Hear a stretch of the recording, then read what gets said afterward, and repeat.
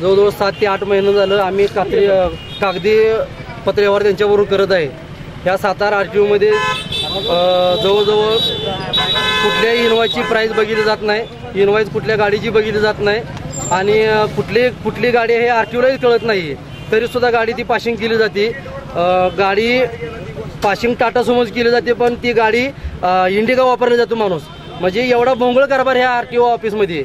तर या RTO ऑफिसमध्ये आम्ही जवळजवळ कमीत कमी गेले 1 वर्ष झालं या यंदाबरोबर कागदी पुरावा सगळं पुरावे त्यांच्याकडे दिलेले आहेत, तरीसुद्धा ते चाल ढकल आणि आमच्याकडे असा स्टाफ नाही आहे, आम्ही हे काम करू शकत नाही असले उडवडे उत्तर दिलेले। आणि सातारामध्ये गेले ते 8 दिवस त्यांनी साताराकर आम्ही हॉर्न वाजवणार नाही अशी घोषणा केलेली आहे। त्यांनी घोषणा केलेला उद्योग त्यांचा चांगला आहे, पण हॉर्न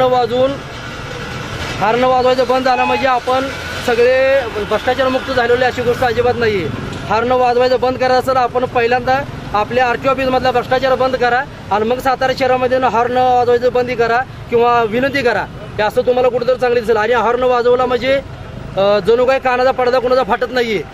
हॉर्न वाजवायच्या अगोदर जिथं रस्त्याचं खड्डे मोजवा, पहिला खड्डे मोजवायचा प्रयत्न करा, त्यानंतर जिथं ट्रॅफिक जाम होतं आणि ट्रॅफिक जाम झाल्यानंतर माणूस हॉर्न वाजवतो, पहिल्यांदा ट्रॅफिक जाम होतोय जिथं त्याचं व्यवस्था सुटसुटीत करा आणि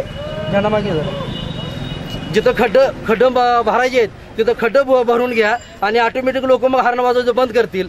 आणि दुसरी गोष्ट, सुरक्षा सप्ताह यांनी चालू केलेला आहे। या सुरक्षा सप्ताहामध्ये एसटीचा ज्या रस्त्याने एसटी जाते त्या पाठीमागच्या बाजूला 2 व्हीलरला जाणार असो किंवा लेडीज महिला चालत जाणाऱ्या असो, एवढा धूर फेकती गाडी त्या एसटीवाल्याला किंवा जाणाऱ्या लोकांना कोणालाच काही दिसत नाही की आपण हे रस्ता समोरचा आहे का पाठीमागचा रस्ता आहे। एवढं प्रदूषण बेकार या एसटीवाल्यांचं आहे। एसटी उद्या तुटल अशी एसटी या सातारमध्ये वापरली जाते, तरीसुद्धा हे RTOचं त्या एसटीवाल्याकडे लक्ष नाही आहे। म्हणून आम्ही आज जाणून बुजून त्याचं कान उघडण्यासाठी त्या RTOचं कान उघडले पाहिजे की आम्ही खरोखर चांगली गोष्ट या सातारमध्ये राबवू शकतो।